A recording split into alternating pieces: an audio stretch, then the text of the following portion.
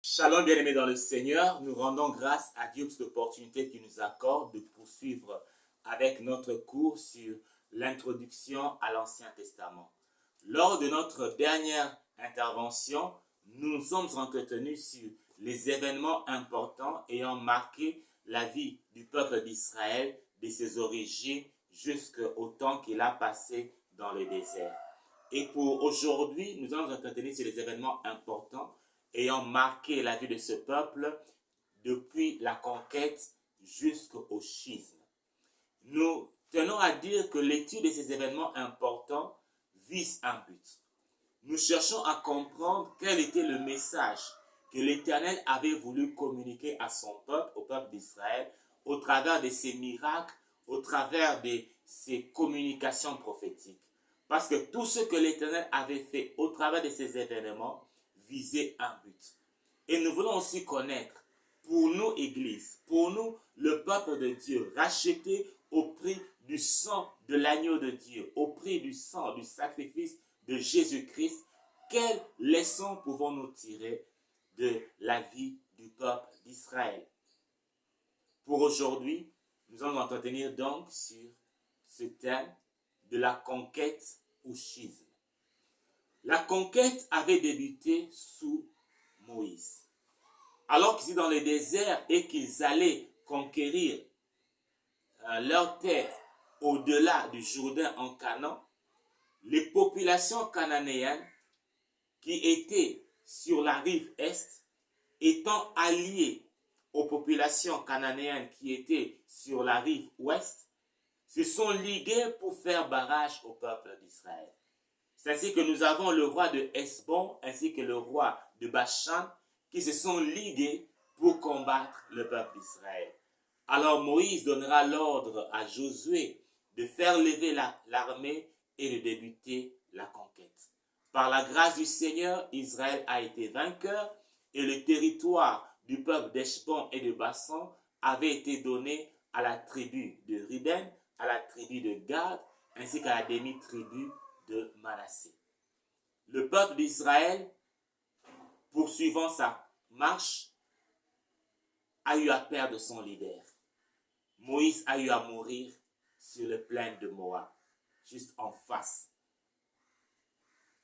de la terre de Canaan.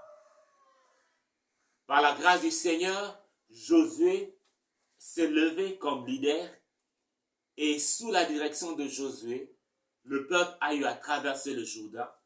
Le peuple a eu à conquérir la ville de Jéricho, la ville de Haï, ainsi que plusieurs autres villes de la terre de Canaan.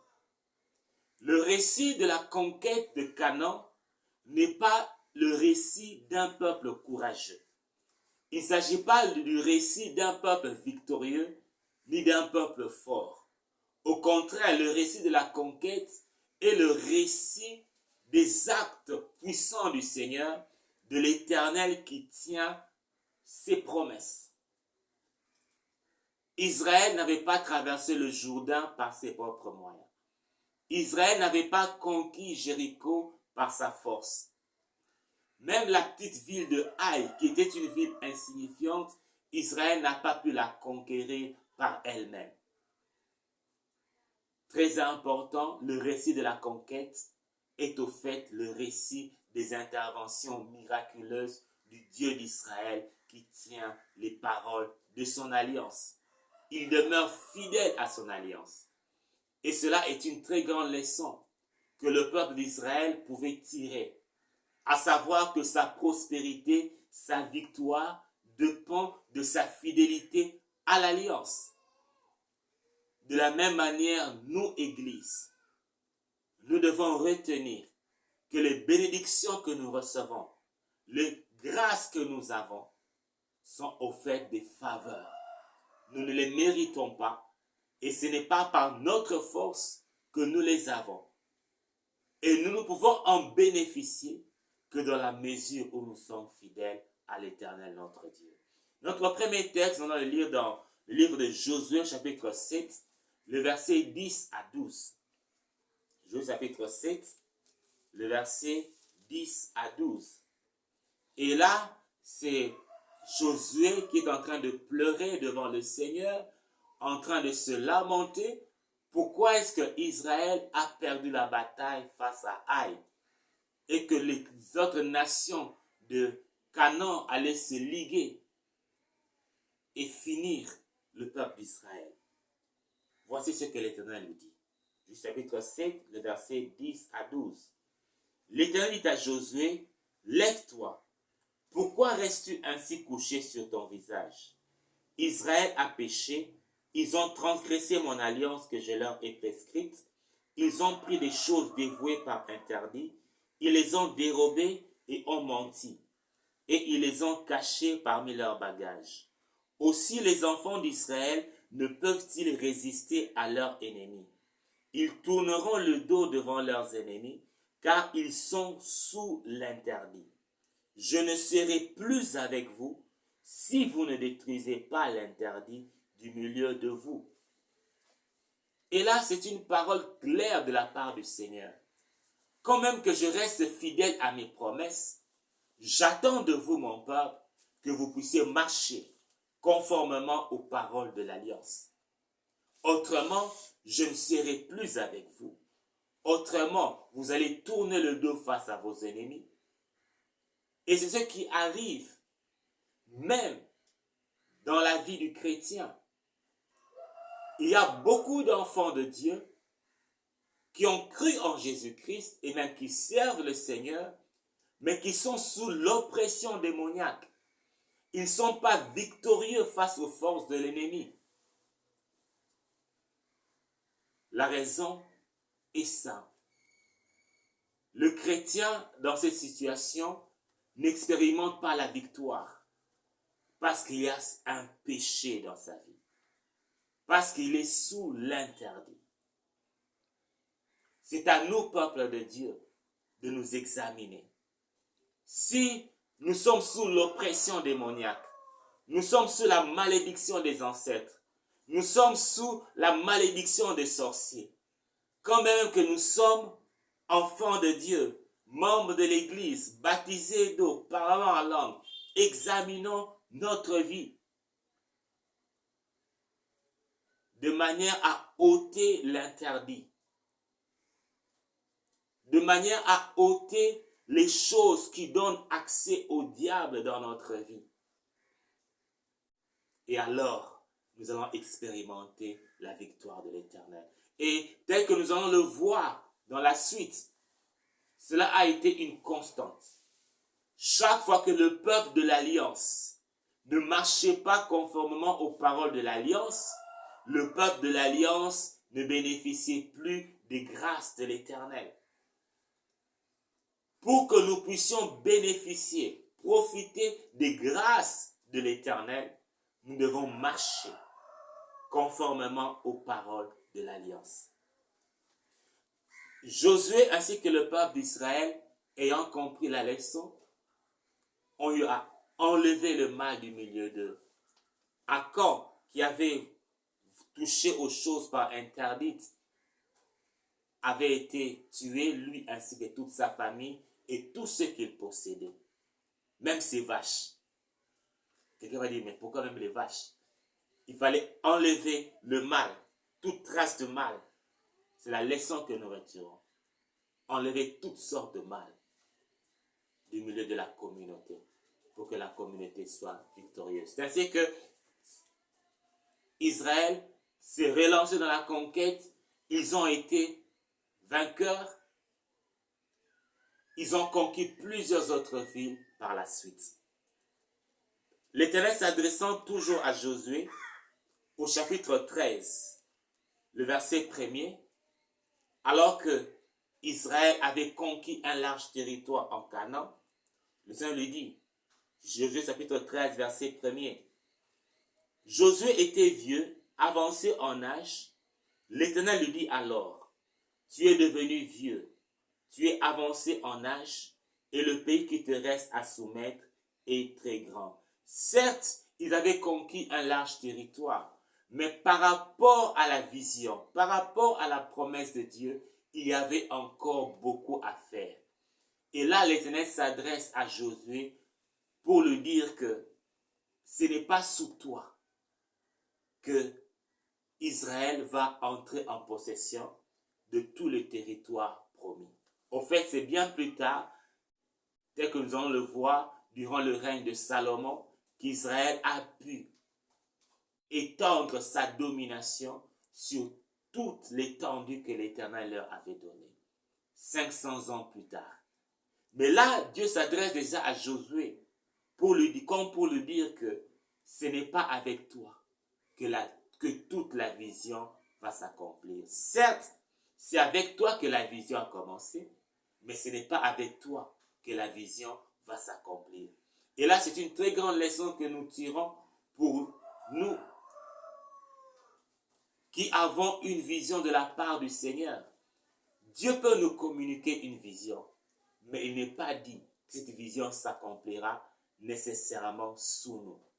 La tâche du visionnaire est aussi de préparer les autres à poursuivre la vision après lui. Ça, c'est quelque chose de très important que nous devons noter. Au fait, la vision, c'est la vision de Dieu. C'est vrai, nous employons le terme visionnaire, mais nous devons savoir qu'il n'y a personne qui est propriétaire de la vision. La vision appartient à Dieu. C'est Dieu qui la donne. J'entends souvent des gens dire, non, ça c'est ma vision, ça c'est ma vision. Je suis le visionnaire de cette communauté, je suis le visionnaire de cette église, je suis le visionnaire de ce ministère. Ce n'est qu'une appellation administrative. Mais dans le fond, c'est l'Éternel qui est le propriétaire de la vision. Et c'est la tâche du visionnaire de préparer les autres à poursuivre la vision après lui. Josué, ayant compris le message, a eu à partager à chaque tribu son héritage. Et s'adressant au peuple d'Israël dans son discours d'adieu, au chapitre 24, Josué chapitre 24, j'aimerais que nous puissions lire le verset premier pour commencer. Josué assembla toutes les tribus d'Israël à Sichem, et il convoqua les anciens d'Israël, ses chefs, ses juges et ses officiers, et ils se présentèrent devant Dieu. Ils ne se présentèrent pas, c'est Josué qui les convoqua, ok? Mais ils ne se présentèrent pas devant Josué. Ils se présentèrent devant Dieu. C'est Dieu qui était en fait le véritable chef de son peuple. Nous l'avons vu lors de notre dernière séance, que le peuple d'Israël sous Moïse se déplaçait ou résidait en un lieu pour un temps aussi longtemps possible, suivant le mouvement de la nuée. C'est Dieu qui était et qui est le véritable chef d'Israël. Je dis bien, qui était et qui est. Parce qu'il est le Dieu de l'Alliance, il n'a pas changé. Alors, réunissant les leaders dans son discours d'adieu, Josué leur communique la vision.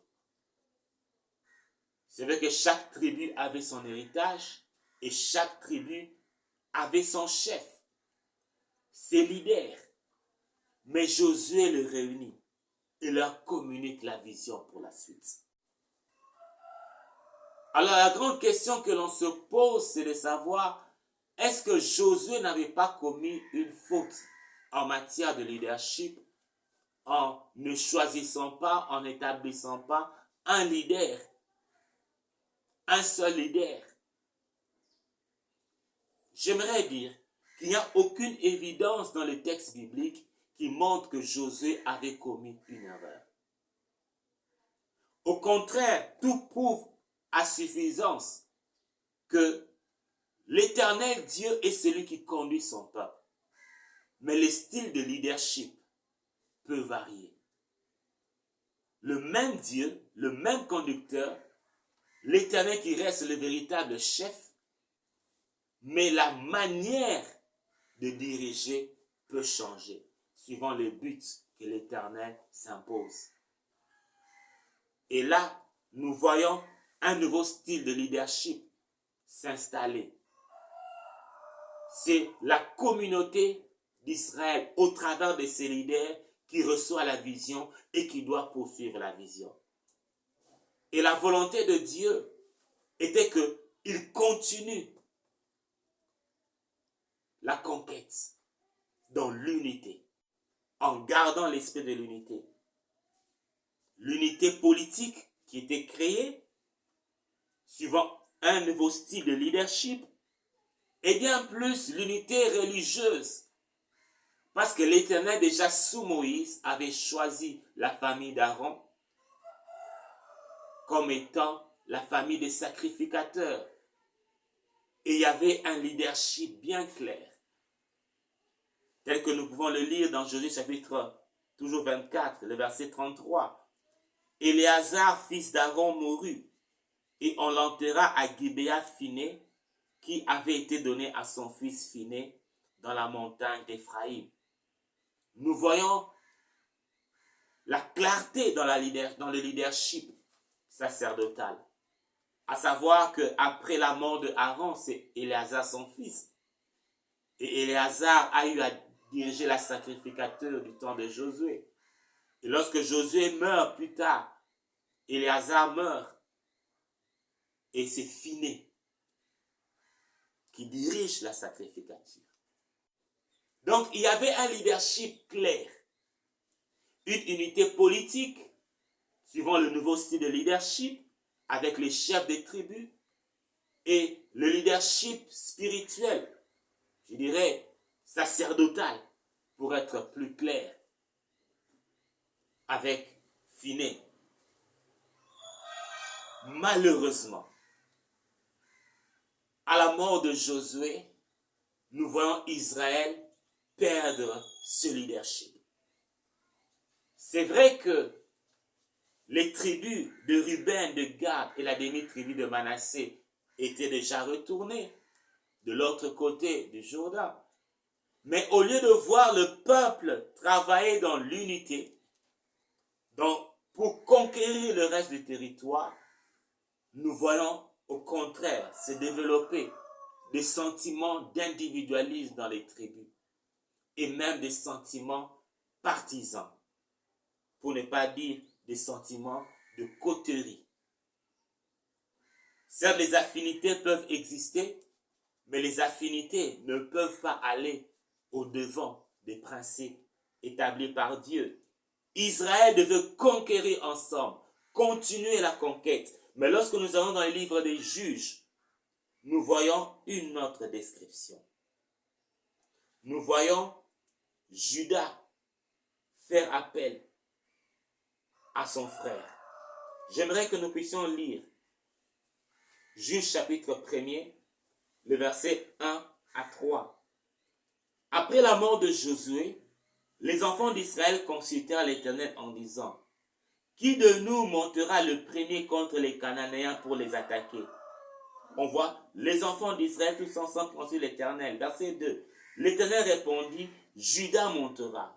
Voici, j'ai livré le pays entre ses mains. Et ce que nous remarquons, verset 3, et Judas dit à Siméon son frère: monte avec moi dans le pays qui m'est échu par le sort, et nous combattrons les Cananéens. J'irai aussi avec toi dans celui qui t'est échu en partage. Et Siméon alla avec lui. Pourquoi Judas n'invite pas tout le peuple à aller combattre? Pourquoi Judas invite uniquement Siméon alors qu'ils ont consulté l'Éternel ensemble? Là déjà, l'esprit partisan qui existait déjà, comme on dirait qui existe dans toutes les familles, commençait à prendre racine parmi les tribus. Et comme conséquence, lorsque nous lisons tout le chapitre 1er, nous voyons les autres tribus, chacune aller par elle-même, alors qu'ils devaient combattre dans l'unité. j'aimerais que nous puissions comprendre le principe de l'unité dans l'œuvre de Dieu. Oui, seul je peux faire quelque chose, mais ensemble, tous ensemble, avec Dieu, nous pouvons faire de plus grands exploits. Et c'est que Israël n'avait pas compris. Et comme conséquence, nous les voyons conquérir certains territoires. Mais dans plusieurs autres territoires, Israël n'arrive pas à chasser les Cananéens. Et n'arrivant pas à chasser les Cananéens, ils soumettent les uns à une tribu où ils traitent des accords de paix avec ces autres tribus. Et là, c'est en désobéissance au commandement clair de l'Éternel. Comment en sont-ils arrivés là? Parce qu'ils ont brisé l'unité. L'individualisme, le séparatisme ou l'esprit partisan, l'esprit cotérifique. Que le Seigneur nous aide à valoriser l'unité. Et ça, ce n'est pas une unité purement politique, mais c'est une unité de foi, en nous basant sur le commandement de l'Éternel. Travaillons ensemble, la main dans la main, peuple de Dieu, et nous accomplirons de plus grandes œuvres. Mais si nous nous laissons diviser nous-mêmes par des sentiments impurs ou des mobiles impurs, nous pourrons faire quelque chose, mais l'impact sera bien limité. Tel est l'enseignement que nous voyons. Et nous voyons pire que le séparatisme, l'individualisme. Non seulement cela les amène à ne pas conquérir l'entièreté de leur territoire, mais cela les amène encore à la compromission. Le manque de l'unité nous amènera toujours à la compromission. Et la compromission est le piège que l'ennemi nous attend. C'est là que l'ennemi nous attend. Parce que lorsque nous nous compromettons, c'est alors que l'ennemi a l'ascendance. Nous le voyons à partir du chapitre 2 du livre de Josué et du livre de Juges, que Israël sombre dans la compromission. Les nations qu'elle avait soumises à un tribut, les nations avec lesquelles il avait pactisé, sont devenues un piège. Et Israël a commencé à adorer les dieux des nations. Eux qui étaient un peuple saint, ils ont commencé à adopté la culture et les pratiques des nations qu'ils avaient laissées subsister ou coexister avec elles. Le manque d'unité était la source de leurs problèmes, les a conduits à la compromission.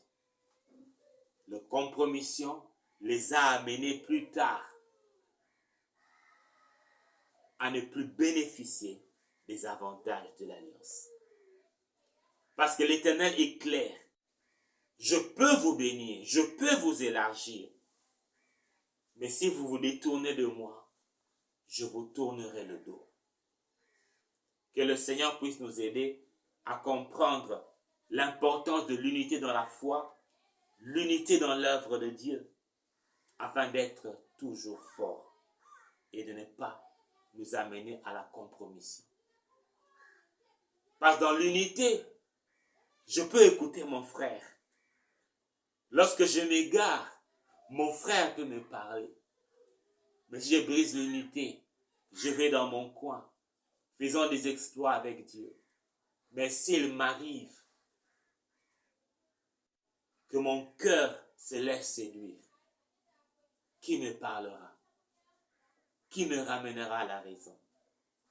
Et malheureusement, ce qui arrive à beaucoup des enfants de Dieu. Ce qui arrive à beaucoup des serviteurs de Dieu.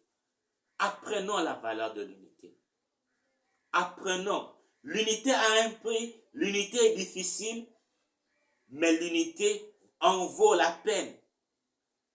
Parce que c'est le schéma que Dieu a prévu. Nous avons des personnes qui quittent les communautés, qui quittent les églises parce qu'il y a un problème. Et je vais commencer mon église à côté. Je vais commencer ma communauté à côté. Malheureusement, après un certain temps, on remarque que les problèmes qu'on avait quittés se répercutent aussi au sein de la communauté nouvelle que l'on vient de créer. Apprenons à rester ensemble et à résoudre les problèmes que nous avons ensemble. Et nous serons beaucoup plus forts. Malheureusement, le peuple ayant perdu l'unité politique, et même pire, ayant perdu l'unité religieuse, parce que c'est détourné de l'Éternel, qui est le fondement même de leur unité. Le peuple, pendant toute la période de juge, nous observons un temps où le peuple sombre dans l'apostasie. Le peuple de Dieu sombre dans des ténèbres.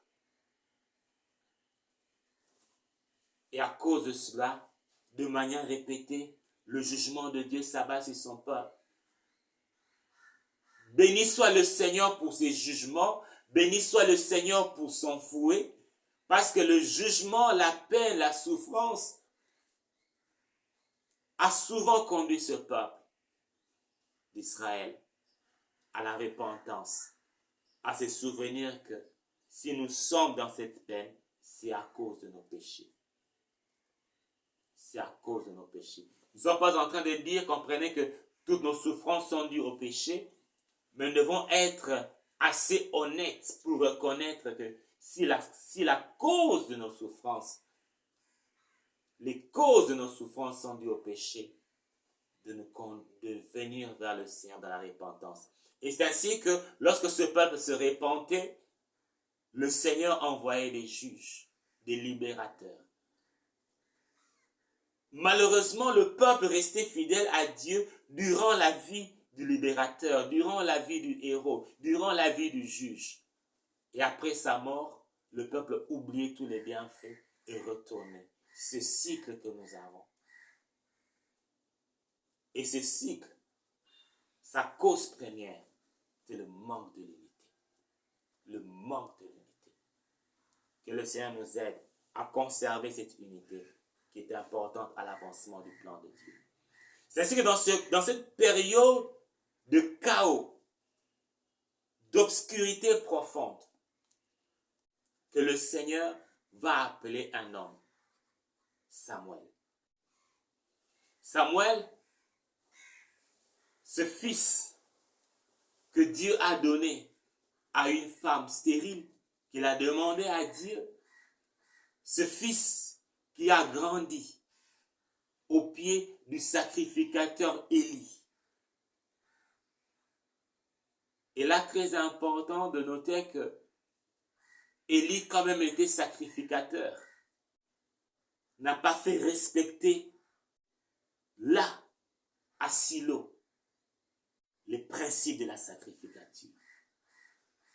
Il a laissé ses enfants qui étaient sacrificateurs avec lui faire du n'importe quoi. Déshonorer les offrandes de l'Éternel et même coucher avec des femmes aux portes du sanctuaire. Sachant ce comportement odieux de ses fils, il n'a pas pris le temps à les corriger. Et c'est dans cet environnement qu'a évolué Samuel, que Samuel a grandi et Samuel a appris à servir le Seigneur. Mais la différence, Samuel s'est attaché à l'Éternel. Et ma prière est que chacun d'entre nous, quand bien même que le milieu chrétien peut paraître odieux, quand même le milieu des serviteurs, là il y a beaucoup à dire sur le milieu des serviteurs de Dieu. Beaucoup à dire.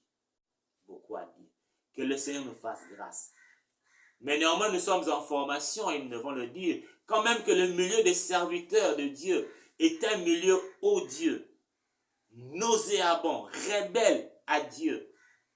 Des gens qui font du n'importe quoi au nom de Dieu, la Bible, avec la Bible en main et le nom de Jésus dans la bouche, n'ayant aucune crainte de l'Éternel dans le cœur, pensant que le ministère est une raison de s'acquérir de l'argent et même au prix de les escroqueries. Que le Seigneur nous aide à être comme des Samuel qui restent fidèles à Dieu dans le service. Et là, j'aimerais lire ce qu'il est dit de Samuel dans le premier livre qui porte son nom. 1 Samuel chapitre 2, le verset 26. Il est dit, le jeune Samuel continuait à grandir et il était agréable à l'Éternel et aux hommes.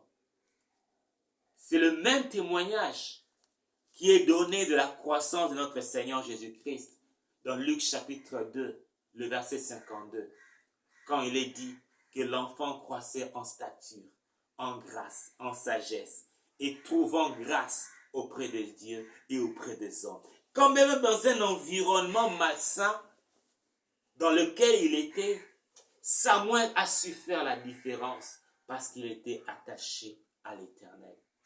Et ma prière pour vous ainsi que pour moi est que nous fassions la différence dans le service à Dieu, en nous restant attachés à l'Éternel. Et Dieu l'honora, parce que Dieu honore toujours celui qui l'honore. Ça, c'est son principe. Si vous attachez à Dieu, l'Éternel vous honorera. Alors, Samuel a grandi.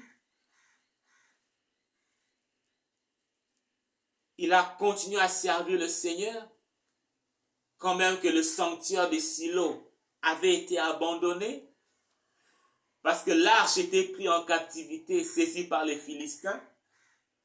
La valeur du sanctuaire, c'est l'arche. Sans l'arche, le sanctuaire ne sert à rien.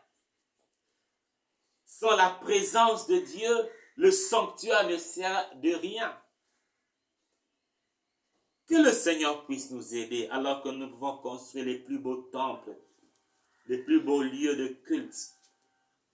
C'est la présence de l'Éternel qui donne son sens au culte. Sans l'arche, le temple sera abandonné. Et ce qui est arrivé au tabernacle à Silo, l'arche ayant été prise, et même le sacrificateur Élie, en mourant, s'écriait « Ikabod », la gloire est bannie. Il n'y a pas de gloire sans la gloire de l'Éternel. Alors d'autres vont essayer de fabriquer un autre arche semblable, juste pour entretenir le peuple. Comme malheureusement, il peut encore arriver, ça arrive encore, de nos jours où on essaie d'entretenir le peuple de Dieu avec la beauté du bâtiment, avec une belle organisation, mais sans la gloire de l'Éternel. Recherchons sa gloire et conservons sa gloire. Parce que c'est la gloire de l'Éternel qui fait la gloire de son peuple, qui fait la gloire de son sanctuaire.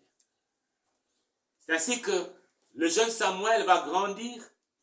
Il aura lui aussi à quitter Silo, à continuer à servir le Seigneur. Et par la grâce de Dieu, lui qui croyait être désigné uniquement à la sacrificature, il recevra aussi un ministère prophétique. Et il fut reconnu en Israël comme étant le prophète de Dieu. Là, celui par qui l'Éternel s'adressait à son peuple.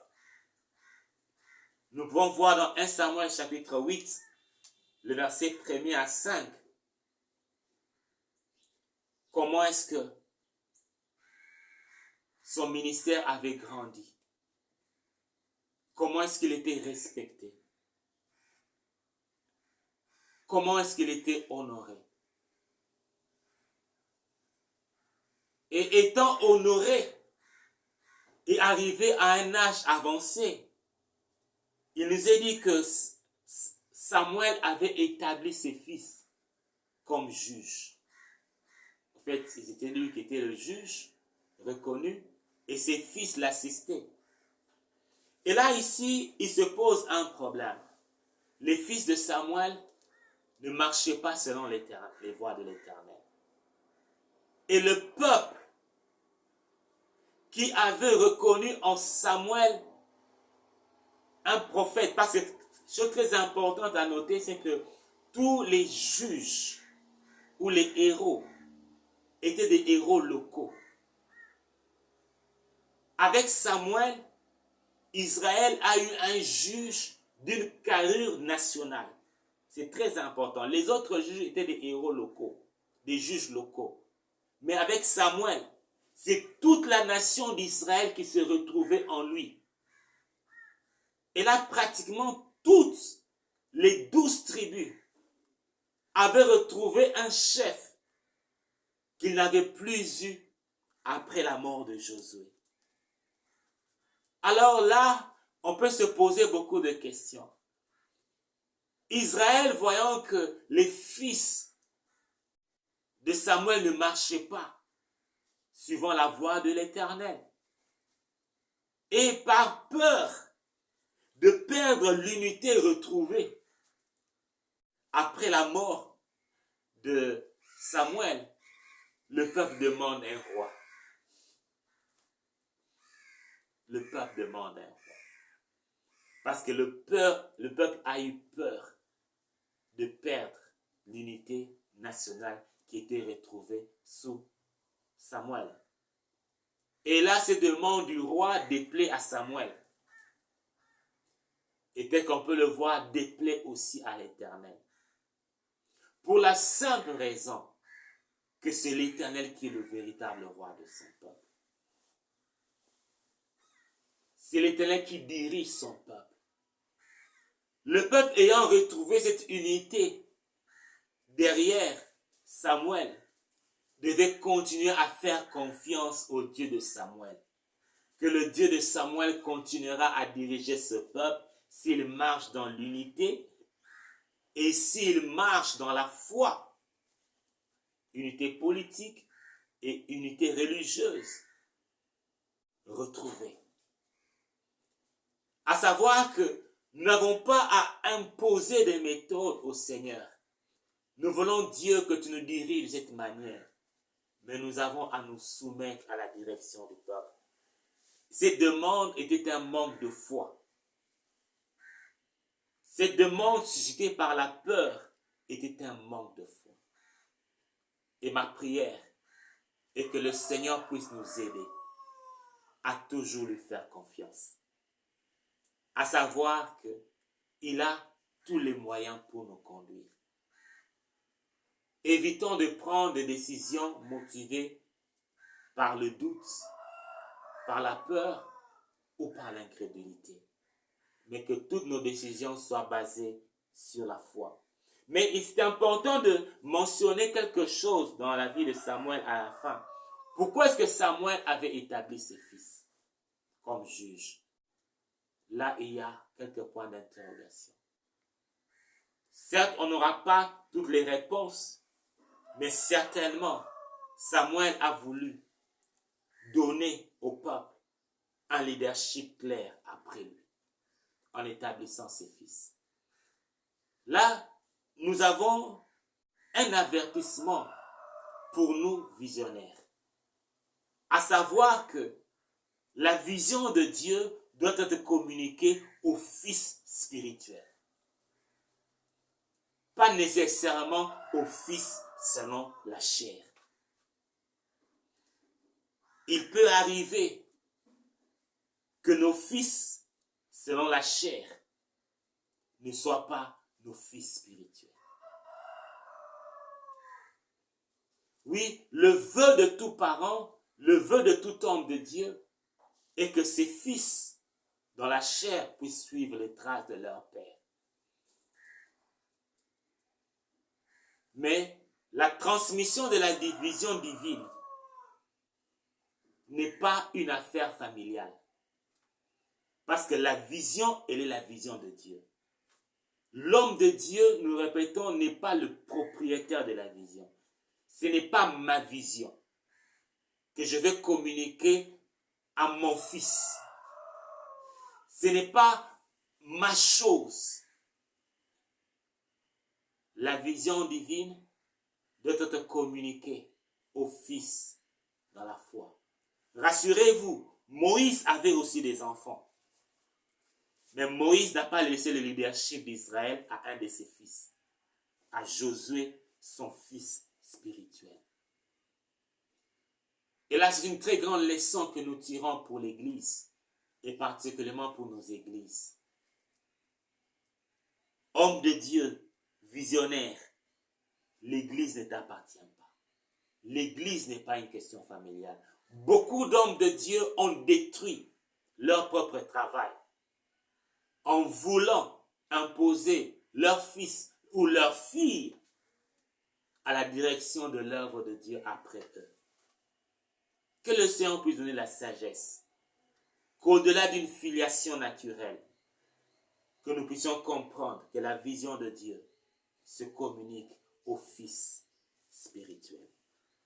Et là, heureusement que Samuel a eu à entendre le peuple, a eu à entendre les anciens d'Israël, qui lui ont fait la remarque, tes fils ne marchent pas selon tes voies.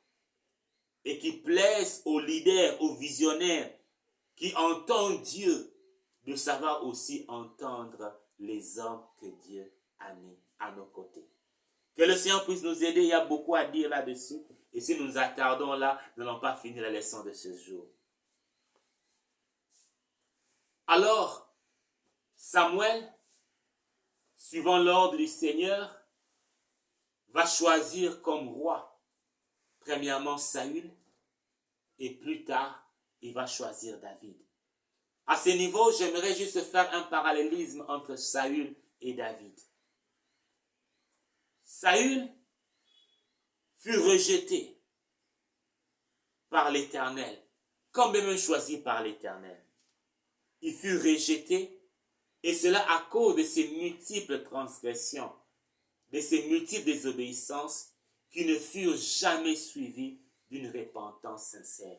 Et là, je vous invite à lire dans 1 Samuel chapitre 8, les versets 8 à 14, ainsi que 1 Samuel chapitre 15, les versets 12 à 35, où nous voyons de manière répétée Saül désobéir aux ordres clairs du Seigneur. Et au lieu de se repentir sincèrement, il trouve des excuses, il trouve des justifications, et même il recherche l'honneur des hommes au lieu de l'honneur de Dieu. Quant à David, certes qui fut choisi par l'Éternel, Dieu s'adressant à Samuel dit qu'il a trouvé un homme selon son cœur. Mais lorsqu'on compare David et Saül, on se rend compte que David a commis bien plus de méfaits que Saül.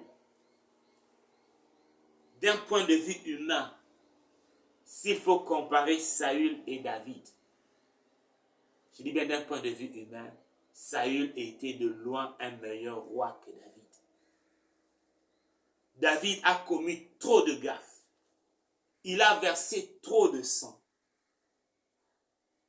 Mais nous voyons l'Éternel conclure une alliance avec lui. Et le Messie Jésus-Christ est descendant de David. Pour quelle raison? C'est pour la simple raison que David était animé d'un sentiment de repentance sincère et vrai. Chaque fois qu'il commettait un méfait, qu'il lui arrivait de commettre un méfait, une désobéissance à la voix de l'Éternel, au commandement de Dieu, David s'humiliait et se repentait sincèrement. La repentance sincère et vraie a de la valeur aux yeux de Dieu qu'une apparence de sainteté, qu'une apparence de justice. Le Saint-Esprit par la bouche de l'apôtre Paul s'adressant à Timothée, comme signe des derniers temps. Parce que dans les derniers temps, les hommes auront une apparence de la justice, une apparence de la piété. Nous avons beaucoup de Saül parmi nous. Des gens qui certes ont l'onction de Dieu, mais qui ne marchent pas selon la voie du Seigneur. Et qui sont désobéissants. Qui recherchent les honneurs, apôtres, prophètes, hommes de Dieu, voulant que l'on tienne sa Bible, qu'on lui donne une place d'honneur. Les nouveaux pharisiens, les pharisiens des temps modernes, et dont leur cœur est très loin de Dieu. Cette apparence de sainteté. Portant même des vêtements blancs, alors que le cœur est tout souillé. Jamais, tel qu'on aura le voir dans les cours à venir, que l'enfant de Dieu ne vivra dans une perfection parfaite. On a déjà parlé dans le cours de la maturité chrétienne. Et on aura davantage à accentuer. Mais ce que le Seigneur attend de nous, c'est que nous puissions nous repentir sincèrement et véritablement d'un péché que nous avons commis. Psaume 28, verset 13 dit « Celui qui cache ses transgressions ne prospère point, mais celui qui les confesse et qui les abandonne obtient miséricorde. » C'est durant cette période des rois, dans la royauté de David et plus tard la royauté de Salomon, que la plupart des psaumes et des proverbes ont été rédigés. Et là, comme pour insister cette valeur morale de cette repentance sincère qui a du prix aux yeux de Dieu, l'auteur de ce proverbe nous parle. Et nous le voyons avec David. Et à la mort de David, Salomon, qui prend la direction du peuple, va commencer par marcher dans les voies de Dieu. Et l'Éternel va l'élever. Et toute la nation d'Israël va s'élever. Et dans sa gloire, Salomon va commencer à désobéir consciemment dans la pleine possession de ses facultés, désobéir aux ordres clairs, faisant des alliances, des accords politiques avec les autres nations